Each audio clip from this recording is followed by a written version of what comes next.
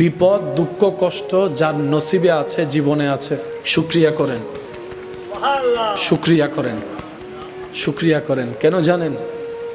সুখের সময় রবের কথা মনে থাকে না, মনে পড়ে না। কষ্ট বিপদ রোগ আসলে রবের কথা বারবার মনে হয়। সেজন্য প্রেমিক বলে ওই কষ্টটাই আমার জন্য নিয়ামত, যে কষ্টের কারণে আমি আমার রবকে স্মরণ করতে পারি। সুবহানাল্লাহ।